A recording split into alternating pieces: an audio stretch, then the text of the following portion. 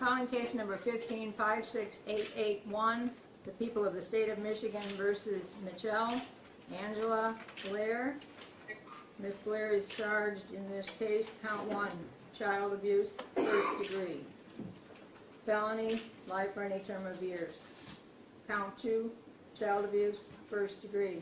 Felony, life or any term of years. Count 3, child abuse, first degree. Felony, life or any term of years. Count 4, child abuse, first degree, life or any term of years. Count 5, child abuse, first degree, committed in the presence of another child. Felony, life or any term of years. State your name, please. Thank you. Counsel? Karen Goldfarb, Your Honor, Assistant Prosecuting Attorney, appearing on behalf of the people. Thank you. Ms. Blair, do you understand the charges and maximum penalties if you're found guilty of the charges in this matter? You have the right to remain silent. Anything you say, whether orally or in writing, can be used against you. You have the right to be represented by an attorney and have your attorney present at all questioning of you. If you cannot afford an attorney, one will be appointed to represent you at public expense. I'm entering a not guilty plea on your behalf. Your next date in this case is a probable cause conference date. That is at 8:30 a.m., April 2nd, Frank Murphy Hall of Justice. And that will be before Judge King. Your next date is for examination, April the 9th, 2015, 9 a.m., Frank Murphy Hall of Justice. Officer, any holds on Ms. Blair? Any holds, Officer, on Ms. Blair? Thank you. Yes.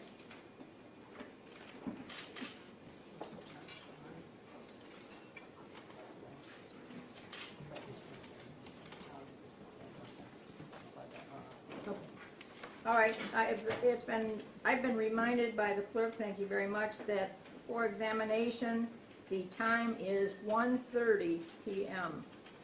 1:30 p.m. April the 9th, because it has status of child abuse case. All right. Ms. Goldberg. Yes, Your Honor, the people are requesting a very high cash bond. The court can consider factors beyond those factors that are stated, and factors that bear on for the possibility of fleeing or the danger to the community. I would indicate to the court that there remains a possibility that Ms. Blair's charges will be increased to murder in the first degree, and 2 counts. And I would also indicate to the court that she remains, based on the charges and the information, a danger to this community. I would ask for a very high cash bond. I would ask the court to order that she have no contact with surviving children, no contact with any of their relatives, and no contact with neighbors at the Martin Luther King homes.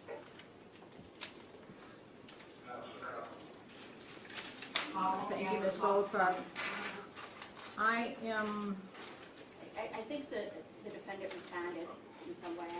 Ma'am, I've advised you to maintain your silence. Please do so. Thank you. You want to be able to talk to an attorney without having said anything in this case. Thank you. Thank you, Counsel.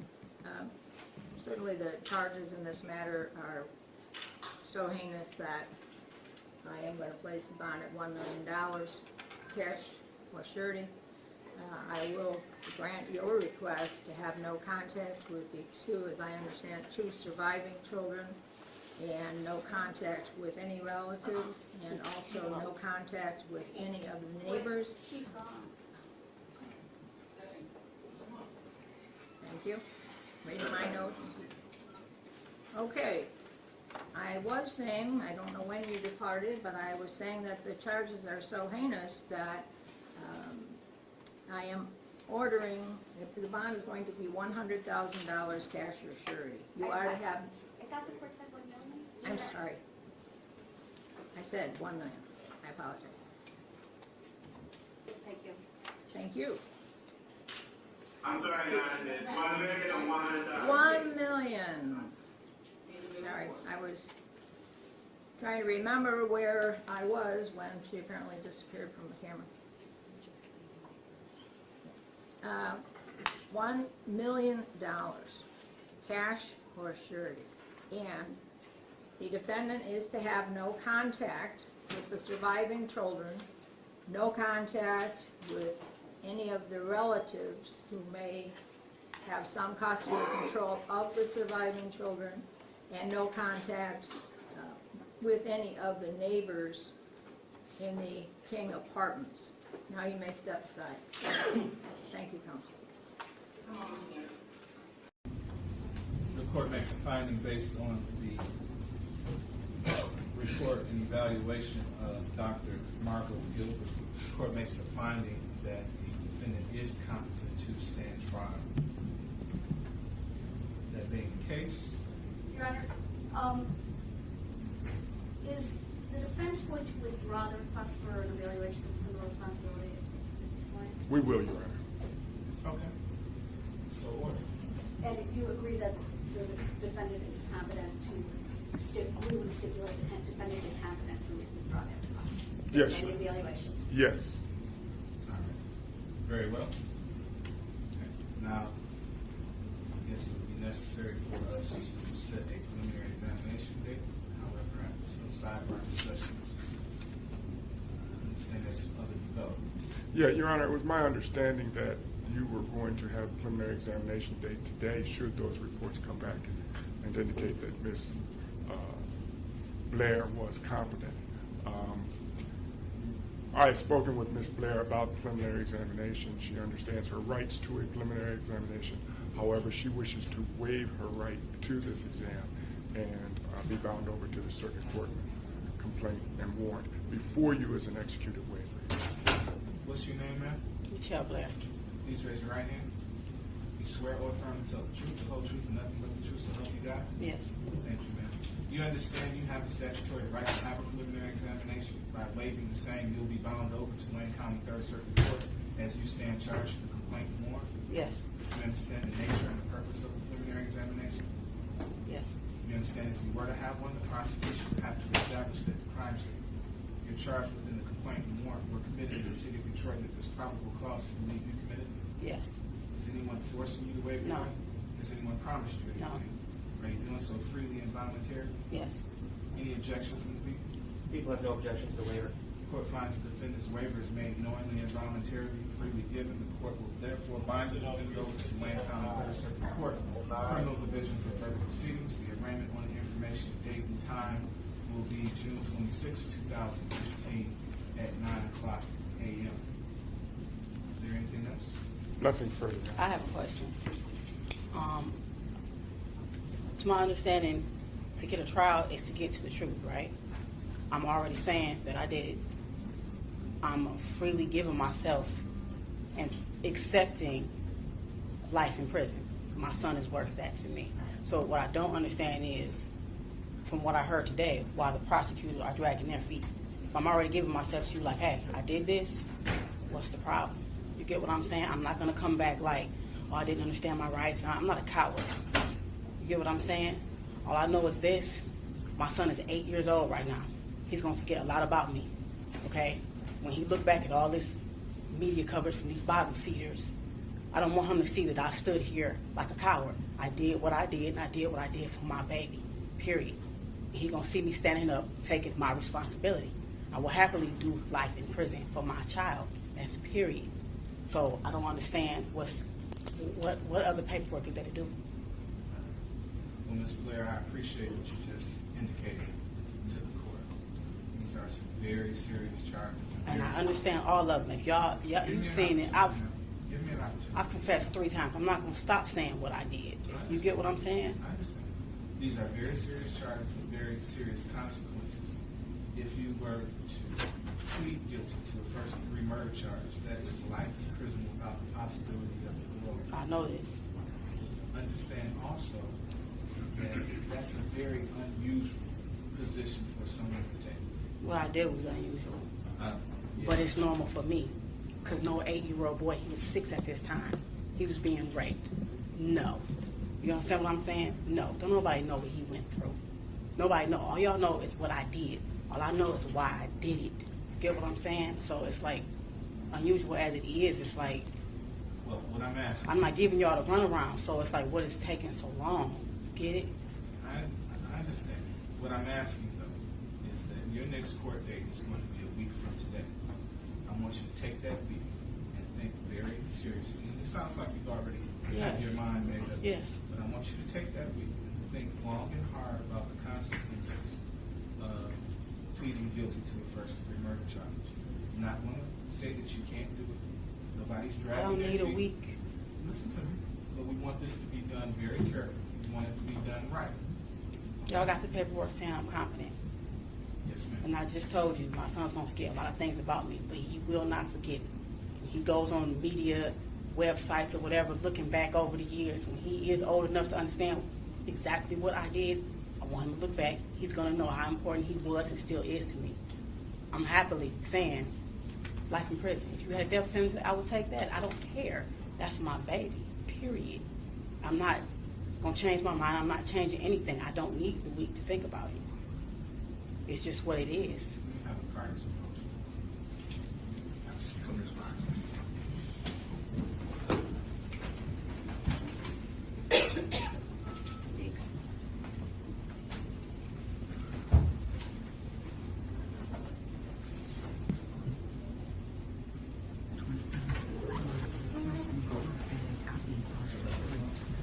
Okay, we are back on the record on People versus Blair.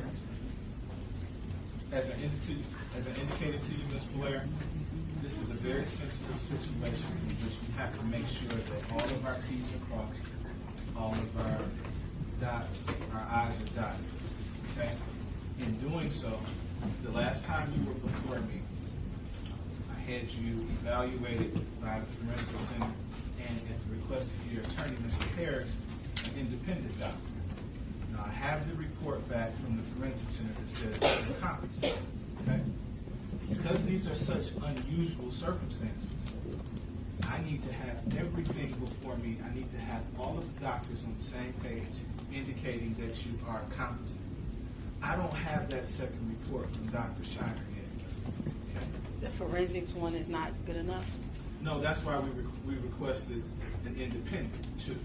Okay? Now, my understanding is that his evaluation is complete, but we just don't have it yet. Now, So you can't move forward without his report? yes. He's full of shit anyway. It's okay. Like, honestly. I don't care how credited he is, he is. But hold on a second. I'm not saying that he's finding you incompetent or competent. I don't know right now. I know he will find me competent. I just did not like that man when I was speaking to him. It took me 2 minutes to see that he was full of shit. A lot of people get ahead that are full of shit, but he is. Okay. All right, let's be respectful. Okay. Now, when his report comes, and likely by the time we get that, we'll probably get it. If not, well, it'll probably be here early next week when we'll get that report. It'll probably be here before you get to your next court date. When you get to your next court date, you and your attorney can revisit this issue about you pleading guilty, if in fact the doctor agrees with the Forensic Center that you are in fact competent. Okay? Nothing I said today will change. I'm sorry? Nothing I said today will change. No, because like I said, we want to cross our T's, dot our I's, make sure that you are of the understanding, because as you would even acknowledge, these are very unusual circumstances that someone would plead on the nose to a first-degree murder. Okay? So we want to make sure that everything is clicking, that you have all your faculties, and I'm not saying that you don't, but I need all the doctors that evaluated you to find that, to come up with that finding. Okay? Thank you very much, ma'am. Your arraignment on the information, date and time will be the 26th, June 26, 2015 at 9 o'clock a.m. That's a week from today. By then they should have the report and you can revisit this issue again. But it'll be before another judge, okay? All right, thank you, ma'am. How about you, It's we're going to try with 10:30. At 11, I'm going to be busy. It's 10:30. See, 10:30. So it's just have a seat. We're going to okay. I got to do this matter. So No, I don't have a prosecutor, Judge. Oh, yeah. Thank you. All right.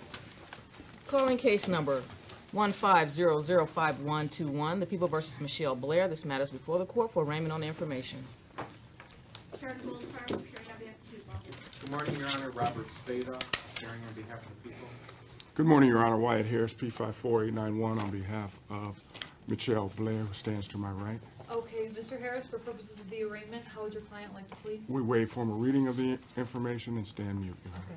The court's going to enter a plea of not guilty with respect to all the charges.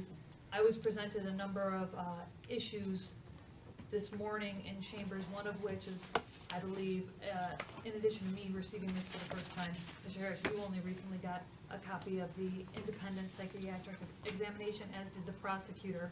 I want an opportunity to review that before we proceed with the other issues that were raised. It will not take me a lot of time, but it will take me more time than I have to devote to this morning. I have a jury box right now filled with reporters and a jury coming in momentarily that need those seats. So I would like to ask, in order for me to preserve Ms. Blair's rights in this case, that we return Monday and discuss the issues that need the proper amount of time for discussion. Is that okay with you, Mr. Harris? No objection, Your Honor. Okay, we'll set a pretrial date Excuse for me. Monday. Can I say Blair? something? I have a very big problem. This is my first time seeing this morning. I have a very big problem with this. Okay. I Why don't want you to take state. an opportunity to review it, and we'll discuss I it did. Monday morning. It is not right. Dr. Schreiner only talked to me less than half an hour. Okay. The things that he Hold has on Ms. here. Blair, well, I want to make sure I have the proper amount of time to discuss that with you. So we're going to do it Monday morning, when I have the entire day to devote to this particular case. This morning I have a number of jurors coming in on another trial that's about to be resolved. Monday morning, I get that, we but can this is discuss irrelevant. all of this. I know my rights. I am pleading to life in prison. Okay. It's Ma'am, nothing. I'm You get what I'm sorry. saying? Mr. Harris can advocate for you. I am the only one that can legitimately protect your interests. It stops here, and that's what I want. I want to make sure that your rights are protected. So I will see you Monday morning. Thank you very much. And we'll How address much your weight concerns does there. this carry? Ms. Blair, We'll address your concerns there. Thank you, ma'am. you can step back. This is ridiculous, man.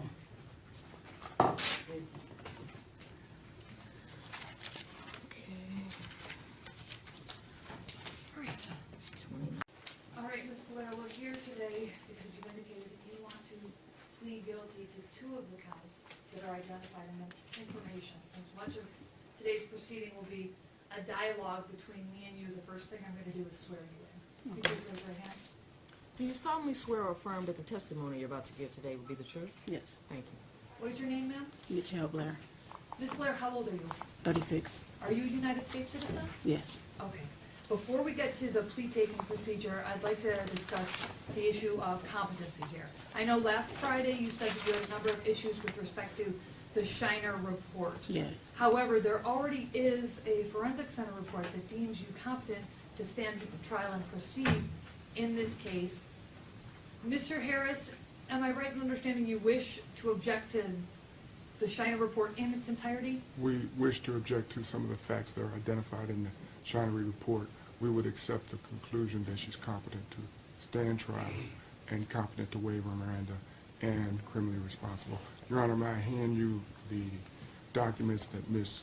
Blair has asked me to give to this court with regards to the Shiner report and her responses. As I understand, these are notes that she made within the Shiner report where she disputes the factual content of the report. Correct, Your Honor. Okay. Well, if there is a stipulation as to the conclusion and the forensic report reached the same, the forensic center reached the same conclusion, and the fact that she's presumed to be competent, I see no reason why I can't enter an order with respect to competency and criminal responsibility. There was a stipulation at the district court level. However, if there was an order entered, that obviously does not make its way to this court. So for completeness of the record, I'm going to enter an order that Ms. Blair deemed competent and criminally responsible in this case, and she was competent to waive Miranda. So with that out of the way, Your Honor? go ahead. I would indicate to the court that as to criminal responsibility, She refused a criminal responsibility examination and was With deemed, respect to the forensic center. and was deemed competent to make that waiver. Okay.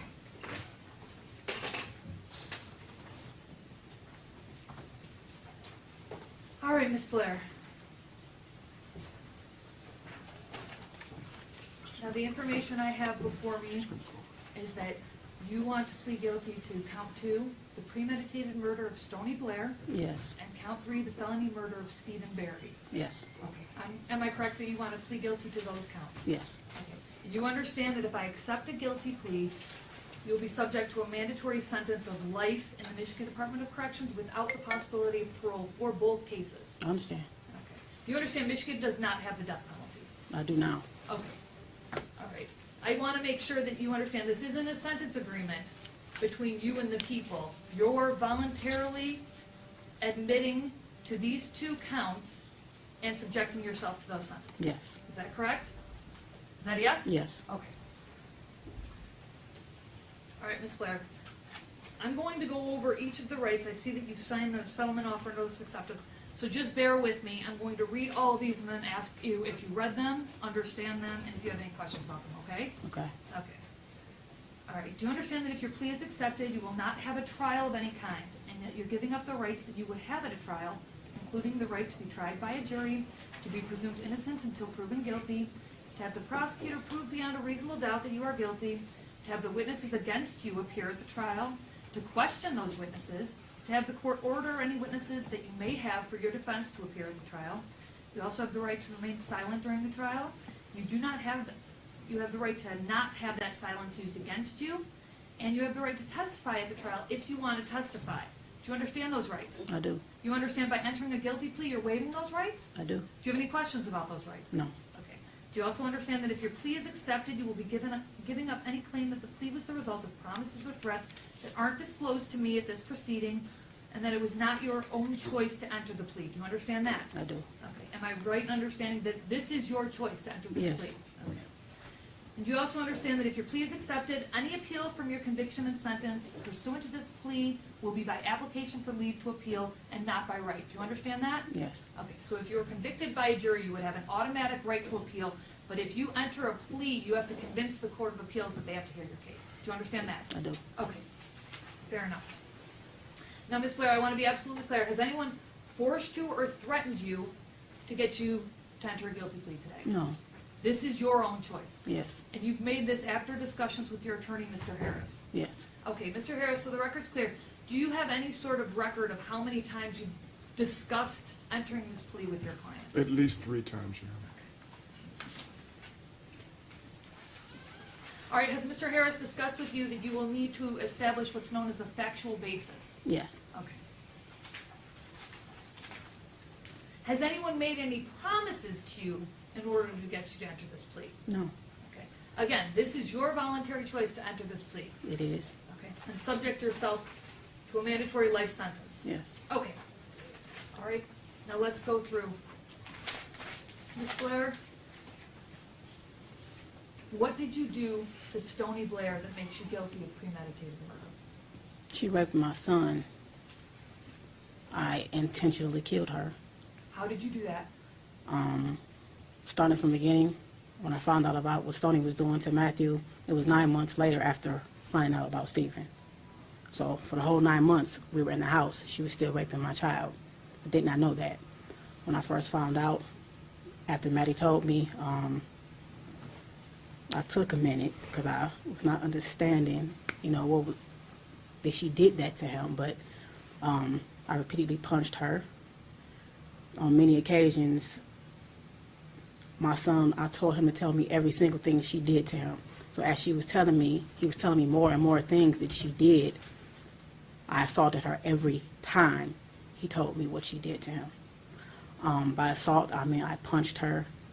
I have put a bag over her head till she lost consciousness. I threw hot water on her, scalding hot water from the faucet.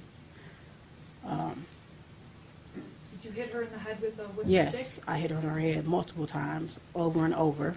Was that shortly before she died? That was actually days before she died and the day she died. Okay.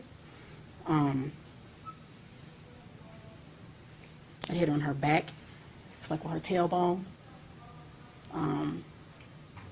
I kicked her.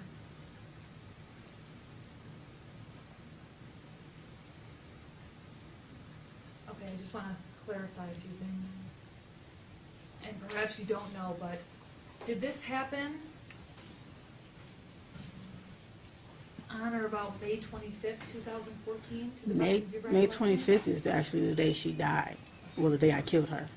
And you said you killed her by putting a grocery bag over her head? Yes, that day, Maddie would tell me different things because she was doing this to him for years, and I did not know that. You get what I'm saying? And I didn't find out till 9 months later. She had started with Steven. She ruined my son, okay? She started with Steven before he even started. So, yes, I put a bag over her head, but it got worse that day. Yes, I did. It got worse that day because Matthew would tell me how she would take her pad, her menstrual pad, and squeeze her blood out in his mouth, okay? And it was over with after that. It was over with. You meant to kill her? I definitely meant to kill her. Okay. It wasn't an accident? No, not at all. If I had a chance to do it again, I would. When you went and got the grocery bag and suffocated her, that was your intent?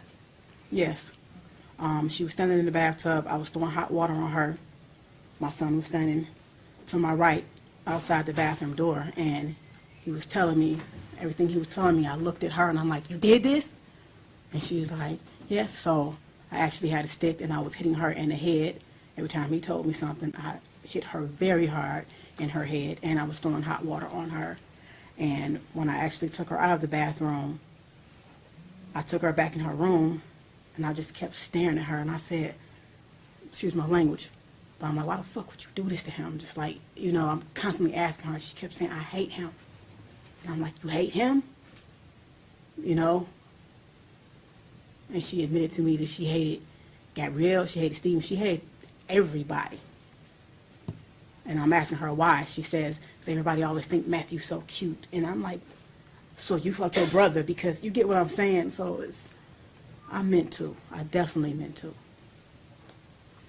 And I do not feel any remorse for what I did to Stoney, because she had no remorse for what she did to my son. And it's not only raped him, she gang raped him with Steven. Matthew, we're all sitting on the floor, and he was telling me, this is how I found out about both of them doing it together. But it was too late. Steven was gone.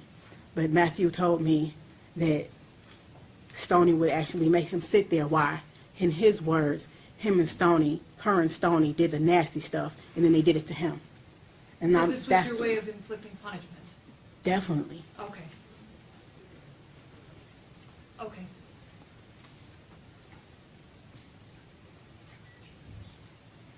Where did that happen? What? Where did it? The death? Her actual death? Yes. Right Not the location of the house. Where did you live at the time? Oh, 804. Is that in the city of Detroit? Yes. Okay. Your Honor, Go ahead.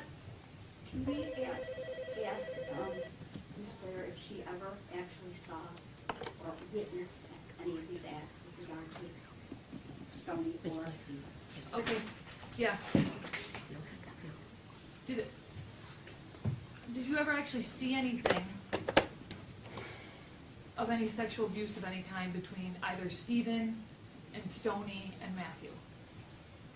I reject her question, but I will answer it because no one will say that this did not happen, because it actually did. I just want to have a clear record. Because so far, all you've told me was that you just heard it. Did you ever And actually that they see it? admitted it. No, I did Okay, not. You okay. get what I'm saying? Yeah, no, I But understand. as I went back in my head and thought back to all the many things that was wrong with Matthew over the years, and I'm like, that's what was wrong with you? He'll use the bathroom and say, Mom, my butt hurts when I poop. I don't know, Matthew. So I started giving him 100% juice to make his stool softer, maybe to help him use the bathroom. That wasn't the problem. It wasn't his stool. It was that he was being raped, okay? My son looked me in my eyes, and he gave me a very detailed account of everything they did. Matthew is not a violent boy. He is a very sweet little boy. So for him to stand there and look at me and say, do it again, he was hurting. You know? Okay. At a certain point, I told him to stop talking. And I said, Stoney, you tell me what the fuck you did to my son. And I said, Matthew, if she's saying anything that's not right, tell me. She started telling me many things. And I also asked her, so why didn't Stephen tell me that when I asked him, did anybody do this to him? Why didn't he tell me that you did it to him? Because Stoney was going upstairs, beating Stephen's ass, threatening him. Basically, at a certain point, after I was hitting Stephen, I didn't want to look at him. I didn't want to look at him, so I told him to go to his room. When it came time to eat, I didn't want to take no food up, so I sent Stoney up because she volunteered, not knowing at that time that Stoney was raping either of them.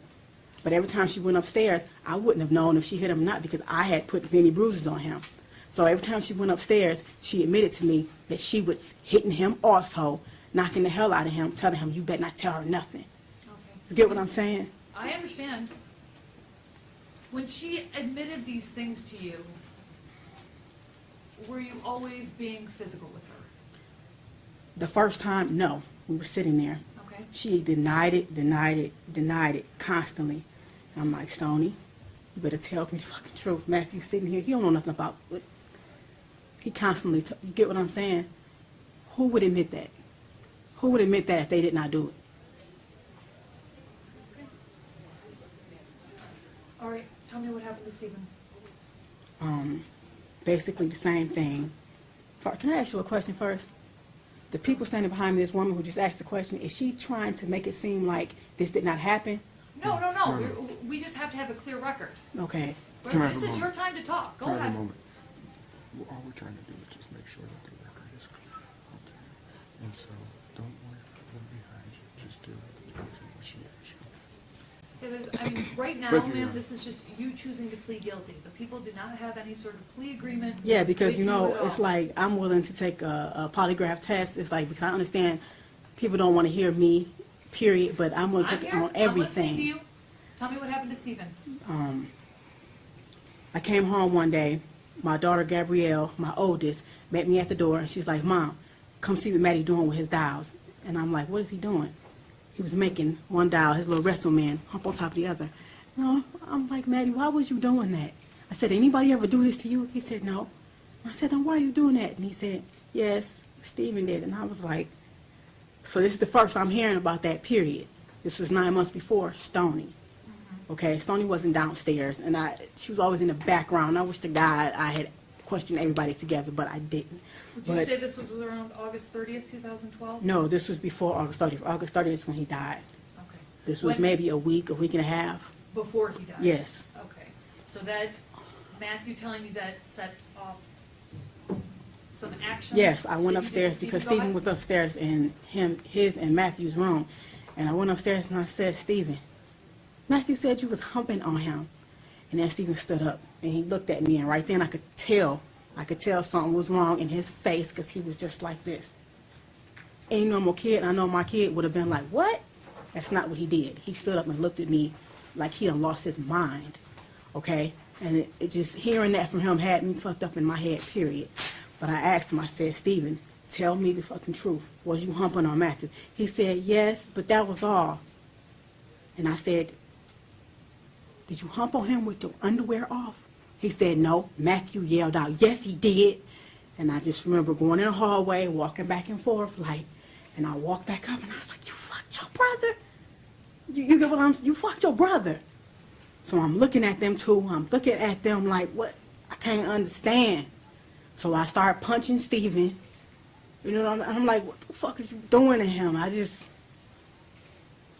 start asking him questions.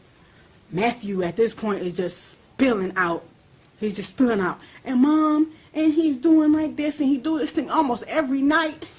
He tell me how he was, the reason I put bags over Stephen's head is because if we had Maddie, I thought Maddie peed in the bed. My son was never a bed wetter. Didn't know it was Stephen waking up every morning pissing on Matthew like he was a damn piece of shit, okay? They had bunk beds. Stephen would get out the bed in the middle of the night. You would rape him in his own bed. You would pee on him instead of going to the bathroom. I'm waking up every morning thinking Matthew's a bedwetter. So we just wash him up and go, you a bedwetter. Let's talk So about what you did to Stephen. the reason I put bags over Stephen's head is because my son told me that the plastic on his bed, because I thought he was a bedwetter, He said, sometimes, Mom, I couldn't breathe. Stephen was laying on me, and he had my face down in the plastic on the bed. I couldn't breathe, and he was humping on my butt like a basketball. That's when I got a garbage bag and started putting it over Stephen's head. And I started asking him, bitch, you know what I'm saying? You see what this feel like? You can't breathe? You stop at my... That's my son. You could not breathe on top of getting raped. You was 6 years old at the time. You get what I'm saying? So I put a bag over his head. He lost consciousness. I did that a couple times. He told me that Matty would be face down. He had stuff around his neck. So I grabbed Stephen and I grabbed a belt and I put a belt around his neck and I lifted him up like, do you like how this feels, being choked with a belt? So I dropped him. I held him up until he lost consciousness as well. You were intending to... No, I did not intend to kill Stephen. No, I'm not... Listen to my question. You were intending to inflict serious physical harm, but not kill him. Definitely. Okay. Did you also punch him? Yes, I did. Multiple also kick times. him? Yes, I did. You talked about choking him. Did you also burn him? Yes, I did. Okay, how did you do that? Hot water, scalding hot water. In our bathroom, the hot water gets extremely hot. So, his private area, I stood him in the bathtub naked. You fucked up my son with your dick, you know? So yes, I threw hot water in his genital area multiple times. Multiple times. Every time Stephen peed in my son's eyes. He put his dick in his ears, his nose. He peed. Matthew even told me one time, Mom, and in my eyes it was gooey, but it wasn't pee. And then right then it was like, I didn't even know a 9-year-old could ejaculate. You get what I'm saying? So not only did you do that, you done it in my son's eyes. So my son had to go through all of this shit. So yes, I threw hot water on him repeatedly. Did that make him burn? Yes, it did. His skin came off. Did you also make him drink Windex? Yes, I did, because Matthew told me in the middle of the night he had took him in the basement and he made him drink the blue stuff from under the sink. And I'm like, what blue stuff? So I walked Matty downstairs. He showed me what I said. You made Matty drink fucking Windex. And then I went back to like years before, and I'm like, is this what was wrong with him? I thought Matthew had the stomach flu, where you vomit and have diarrhea. You get what, at the same time? At that time, this is what was going around. A lot of people had it, so this is what I thought Matthew had. He didn't. Stephen made him drink Windex. So yes, I made that boy drink Windex. Okay, I'm just trying to clarify the record. Okay, again, you knew you were seriously harming him, but you didn't intend to murder him. No. Okay. But your actions ultimately caused his death. Yes, they did. Okay. Were you Stephen's mother? Yes. Okay.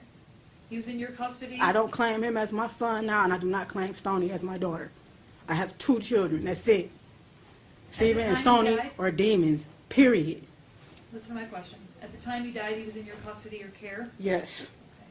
How old was he? Stephen was 9.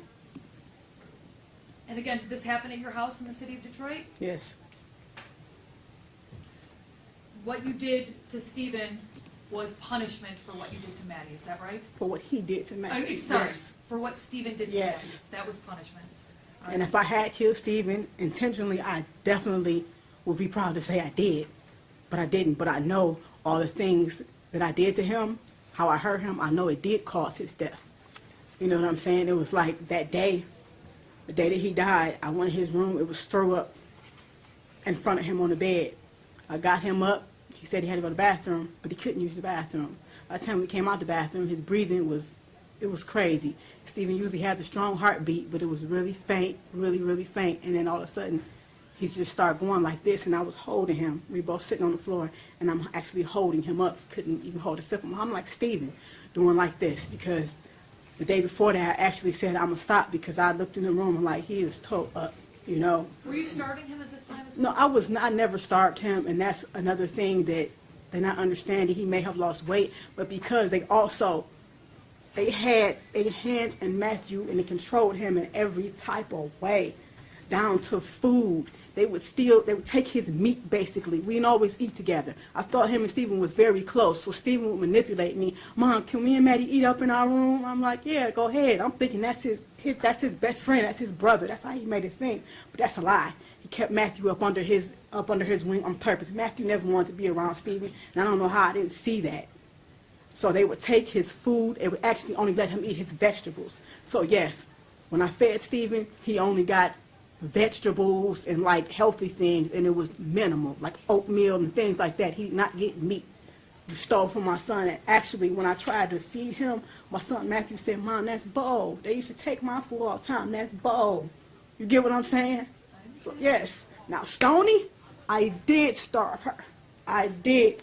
9 more months, you going, your big ass. She was 13. My son told me how she used to sit on his face, and he said, "Mom, it stinks real bad." And she was, you know what I'm saying? Fuck that. Yes, I did. I did. And then oatmeal is all that girl got. And she's lucky she got that once a day. Stoney only got oatmeal? Is that what you're saying? Oatmeal once a day. She's very lucky she got that. And I even have to hide the fact that I was giving her oatmeal for Matthew because he didn't want me to feed her, and he had every right to feel that way. Hold on, Ms. Blair, can we get the next one here? No, I'm good. You're okay? Okay. I just have a few more questions. When you were physically harming Stephen, was it ever your intent to also cause any sort of serious mental harm? Well, I don't understand what you mean. When you were hurting him physically, was it also your intent to cause any sort of serious mental harm? What do you mean, mentally damage him? Yes. Like beating him in the head? No? Like making it so that his thoughts aren't right. No, Does never. that make sense? Okay. Physical Your punishment on what you did to my child, because I had always told my kids the worst thing you can ever do to somebody is break them. I always told my son that, and I always told the girls the worst thing you could do is cry rape on somebody if they didn't rape you. They fully knew what they were doing. So you were only intending physical punishment? Yes. Okay. All right, now, just so that I'm clear, you weren't allowing them to treat your other children like this, were you? What do you mean? You weren't allowing them to sexually assault. No, I wasn't allowing that. Right, I never knew. That's exactly, you get what I'm saying? That's exactly what I wanted to know. You didn't know until afterwards. It's like... Am I right? Yes. Okay. It's this one instance, I was asleep. I said, "Matthew, why you didn't tell me?" He said, "Mom, I even ran the hallway and I had your hand. I was asleep. My son ran out and grabbed my hand. He was 6 and he was doing like this, trying to wake me up. Stephen was grabbing him back by the back of his shirt, pulling me. And I said, "Matthew, why didn't you just scream out?" He said, "I don't know." You get what I'm saying? He even had my hand pulling on me, trying to wake me up. And since I'm a hard sleeper, I didn't wake up. So to hear my son say that to me is real fucked up. That shit happened right up under my nose. So, man, I don't regret none of this. I don't regret any of it. Matthew is my son. That's my baby. There's no way that his brother and sister should know what he feels like inside. There's no way. Understood. I don't feel no remorse for the death of them demons. Okay, all right. I'm going to accept the plea unless either counsel's dissatisfied. Oh, medical examiner's report, go ahead. Your Honor, the medical examiner report for Stephen Gage Berry is Joint People and Defense Exhibit number 1. It's dated March 27, 2015. The medical examiner's report for Stoney and Blair is Joint People and Defendant Exhibit number 2, dated March 27, 2015. Okay, they're accepted and they're admitted. Go ahead. I'm wondering if Ms. Blair ever called the police to report it. Can you answer that question? Why is she asking? We're just trying to make a clear record. You mean to report what they had done? No. What they had done to Matthew? No. But after I found out about Stephen, even before I started hitting him, I did actually call the police on advice, and I told them like a hypothetical situation, like because I was scared, like, you get what I'm saying, what's going to happen with my other two. I definitely didn't want to lose Gabby and Matthew. And I definitely did. I was definitely about to leave Matthew after that just happened, but I called the police and I'm asking them in a case where it's one brother that's been raping the other, what can be done? Will they take both kids out of the home? And he said, well, actually, yes, they would take both kids out of the home, but this is a case for CPS. And they said, did that happen to you? And I said, no, it's actually a friend. He said, the best thing I can do is tell you to call CPS and they can guide you further on what to do. And they said, but basically it has to be an investigation, so both will be taken out of the home. You get what I'm saying? I understand. and how they manipulate. I was their mother. I was their mother. So if they can manipulate me, no. No. And I was not letting Stoney go anywhere. I'm glad. I actually was going to turn myself in right after Stephen died. And I told my son Matthew that, you know, I fucked up. I got to go, and I got to go turn myself into the police. I got to go turn myself in. And he said, turn yourself into what? And I said, Matthew, turn myself into the police. That means I got to go because I killed somebody. And then he said, I don't want you to go. When he said that, that was it. So I put Stephen in the freezer, and I said, I'm going to stay with my kids as long as possible. And I'm glad I did, because if I had not have done that, I would not have found out about Stoney. You see what I'm saying? So everything happened how it was meant to happen. Okay. She could have been right with him, fooling everybody. And my son Matthew in the end would have been totally ruined. Your Honor, I have in my hand the postmortem report for Stoney Ann Blair and for Stephen Gage Berry, and the prosecutor and I are using it as both joint exhibits of Exhibit 1 and Exhibit 2, and we tendered them to the court. Okay. I'll accept them. To help you make a determination on a factual basis.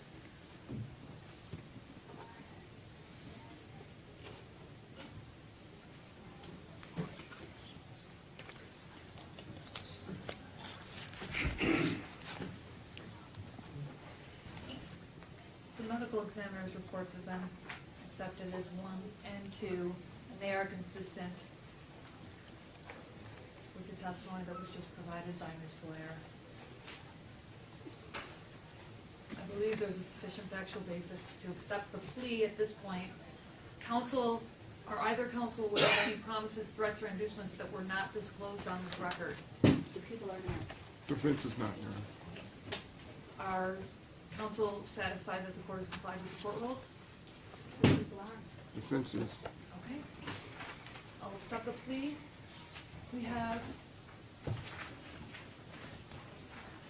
I'll accept the plea as knowing, accurate, and voluntary. And we have a sentencing date. In this case, it would be 2 weeks from today, which takes us to July 13th. Is that good for you, Mr. Harris? I have a question about that. I'm still in the middle of a family trial, and I go tomorrow, it's supposed to be for closing, and the 27th for best interest. So will that interfere with that? No, this is a separate proceeding. 13th is fine, Your Honor. Go ahead, it's not going to work for us. Is it possible to do it on I'm here every on a day. Friday, the 17th? Not possible. Is that good for you, Mr. That would be Harris? fine, Your Honor. Okay. Friday, July 17th. You can step back, Ms. Blair. Coming back.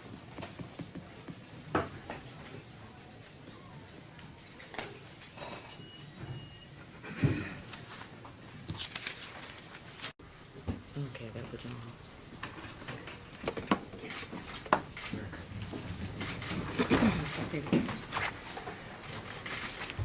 All right. Calling case number 15005121, the People versus Michelle Blair. This matters before the court for sentencing. Harris, please. Karen Goldfarb, Your Honor, appearing on behalf of the people.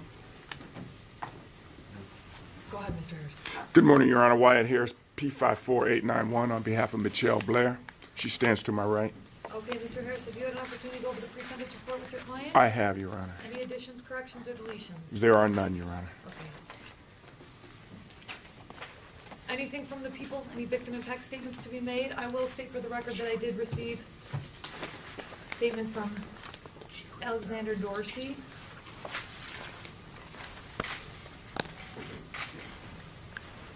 Is that correct? It says, Dear Alexander Dorsey, but is this a statement from Alexander Dorsey? Your Honor, it is a statement from Alexander Dorsey, who is the father of one of the deceased children, and Stoney, and one of the surviving children. And it is also a statement that combines some other members of Mr. Dorsey's family statements. Okay. All right, I just wanted to make that. And for the record, I did provide a copy of that to Mr. Harris. I acknowledge receipt. Any other victim impact statements from the people? Only, Your Honor, I want the record to be clear that there is no evidence in this case that any of the younger children or the younger child was sexually abused. Abundant evidence that the surviving children were physically abused by this defendant. That's a lie. My son's own mouth. Hold on. No, Miss Blair. You noticed the speaker that we had set up in the back. If you can't behave yourself, I understand it. Okay, She's trying to say that listen. You're going to get an opportunity to speak. If you can't behave yourself, I'm going to put you in the back. We'll finish our portion of the proceeding. I can bring you back out here to speak, because you're going to get an opportunity. But if you interrupt people, I have to put you in the back. So it's just your son. Okay. Go ahead, Ms. Goldfarb. That's the evidence, Your Honor. No physical evidence that that younger child was physically abused. No eyewitness to physical abuse, or sexual abuse in that child, but abundant evidence that he was physically abused, as was his surviving sister, by this defendant. People have nothing else. Okay. Mr. Harris, is there anything you'd like to say before I give your client an opportunity to speak? Yes, Your Honor. Go ahead. I have had an opportunity to speak with Ms. Blair over a couple months. Her story has not changed. It has been consistent as to the sexual abuse that her younger son admitted, and the other two children who are now deceased have indicated that they committed on this young boy. So I don't know where the prosecutor is getting that this didn't happen, because they did not interview the younger boy. I will indicate to this court, and believe me, I don't justify Ms. Blair's actions. It can't be justified, and she understands that. But this is a horrible situation in which you have an individual who was abused as a young child, experienced hardships, lack of education, had children. Children did some unspeakable things to each other. With the lack of support that she had as a child, and the lack of support that she had from any of the fathers of these people, and I'm not making an excuse for her, but that didn't allow her to cope with the situation in a way that many of us would have obviously chosen different options. What angers me the most, I think, is no way in the world, as a father, I would allow anybody to not let me see my children for years. There are always options. They could have asked for a welfare check with the police, could have went back to CPS, could have went to the school system, could have done a number of things. I suspect in all reality, it wasn't a situation where Michelle Blair was saying you couldn't see the children. It was a situation where they chose not to see the children. Over 2 years, you don't get to see your child? That makes absolutely no sense. If you really wanted to see your child, you could go to the court. I understand that there were child support issues. Go to the court. Say, yeah, I know I owe child support, but yes, I understand that, but I still haven't seen my child, and I want to know what the situation is with my children. This is an unfortunate, very unfortunate situation. Ms. Blair has made her statements both here and in juvenile, and on several occasions to me. I would just, as the court has to, sentence her to life in prison without parole. She is accepting responsibility for her actions. Thank you. Okay. Ms. Blair, this is the time and date set for sentencing. Is there anything you'd like to say on your own behalf? I actually, they said they want to make an impact statement. I actually want to make a statement to them. Go. This is the time for you to say anything you want. Go ahead. Okay. I actually got a chance to, my lawyer actually read the impact statement to me, and there's been a lot of lies told by that family. What doesn't make sense, they're saying that his main defense in my family trial, that I kept him away from the kids, which is a lie. Tracy, Dorsey, Alexander Dorsey, Curtis Steen, Albert, Adam, Michelle. They haven't seen them how long? Since 2006. Alexander Dorsey went from 2008, 9, and 10 without seeing his daughters. So it's 6 of them as brothers and sisters, the aunties and uncles. And they want to talk about how they loved my daughters. Now they want to be front and center, but they was always in the background. They never did anything for them, never showed up to my door, not once. And now they want to lie and say that I kept them away. I am the one that was always calling Duke. That's his nickname. Duke, come see Gabby and Stoney. Duke, come do this. Duke, come do this. Would he come? No. Half the time he was drunk. You get what I'm saying? I am the only one throughout both these cases. I haven't lied about anything. As horrendous as everybody think I am, that's fine. But I'm the only one that's not lying about anything. And that doesn't even make sense in any type of world. That they would allow, what type of real man gonna let somebody keep them away from their kids? And what I don't understand, what they don't understand about is, we have a surviving daughter. Gabrielle is witness to me always calling, Duke, come see the kids. Duke, even their mother, Linda Dorsey, she never did anything for the kids. She never came to see them. She never did anything. My daughter even called one year to talk to her about Duke and his drinking. She tired of every time he come over, he drunk. Or when he comes, it's just, hey, baby, spilling over, just drunk, just stupid. You get what I'm saying? As a grandmother, you would think that she would talk to her granddaughter. The only thing, my daughter put it on speakerphone, the only things that grandmother had to say was, well, baby, I'm going to let you go because Duke is still my son and I'm not going to listen to you talk to him about. That's your granddaughter and she coming to you about your son. That's all you had to offer to her. You get what I'm saying? From the time I lived in that house, what they're not saying is, they used to always go over there. I kept you away. What was the change? They used to go over there all the time. What stopped and what they all know to be true is Alexander Dorsey's father, Alexander Sr., they say he molested Brianna. That is his other granddaughter, okay? So in 2006, when my daughter Gabrielle came home and told me that he was laying in their room on the floor by their bed, they never went back again. That's what stopped every visit to their house in 2006. I never sent them back there again because of that reason, but I never kept them away from them. Y'all can come see them anytime you want to. You see what I'm saying? And also, Alexander Dorsey could not accept the fact that I moved on, period. I had other kids. He has his ex-girlfriend, Michelle Barnett, lying in court, saying they brought diapers. The first time that Michelle Barnett laid eyes on my daughters was in, 2005? They were 6 and 8, which means they were well out of diapers. Okay, they're talking about food and money. Come on now. They did nothing. You're getting off track here. And I know you're very resentful of the fathers, but this is really... Yes, because I'm not trying to blame any of the actions that the kids did on the fathers. You get what I'm saying? Yep. My whole thing is, tell the truth. Y'all wasn't there. This whole family, I'm seeing faces that I ain't seen in years. They don't know Stoney. When they asked him in court, what is your daughter Stoney wanted to be when she grew up? He says she just wanted the world. That's a typical answer for a father who knew nothing about what she wanted to be when she grew up. He knew nothing about her. They know that he's a pissy drunk. They do nothing. And for Tracy Dorsey to be sitting in this courtroom, this is the same female that I felt like I had to get out that house. We all had babies 2 months apart. You used to steal her, you love your niece, but you used to steal her milk. You used to steal her milk and water it down when I told you couldn't have it, though.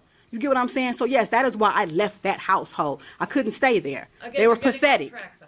This is a purpose of you speaking now is to discuss okay. why you did what you did, if you want yes, to. Yes, because that happened. You get what I'm saying? And my son's forensic kids talk interview, you hear him tell them what they did to him. So in Alexander Dorsey, in the family trial, he sat there and he saw the kids talk interview. He saw my son say that. The judge even said, out of my son's own mouth, everyone heard him say what they did to him.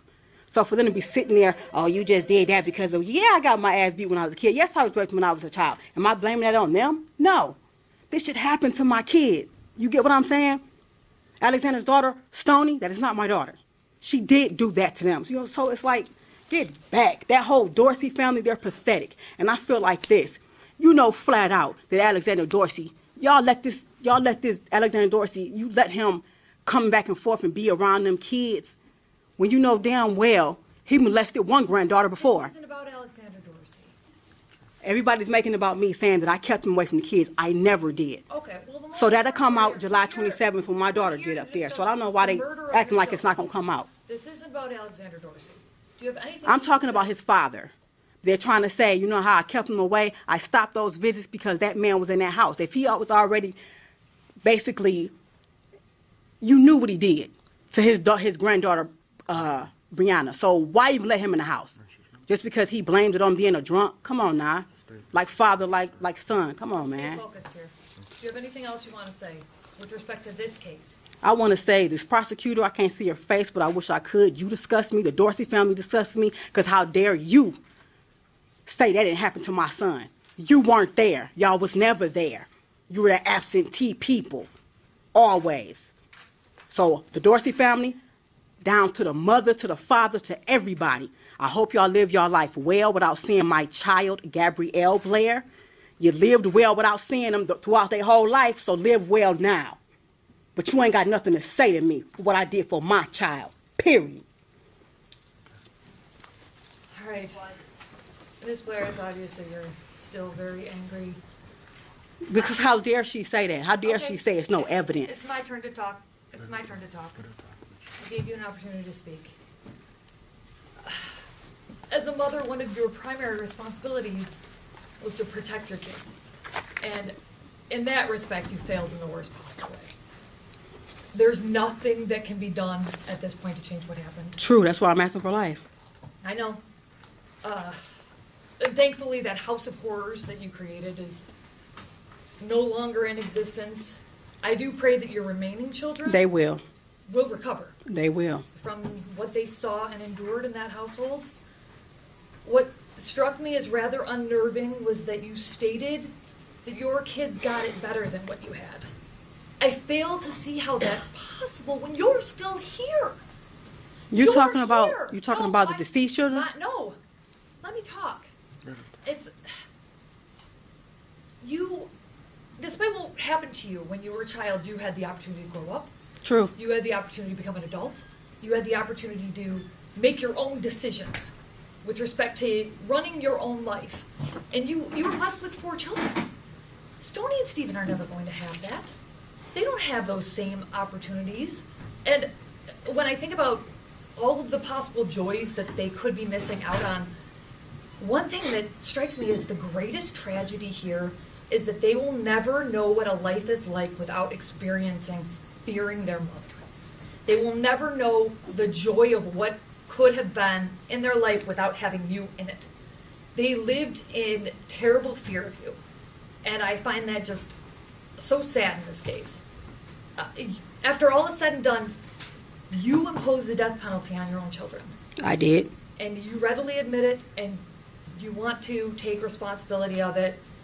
You're therefore sentenced to the Michigan Department of Corrections for the rest of your life without the possibility of parole, meaning, of course, that you will never get out. You will receive credit for 115 days.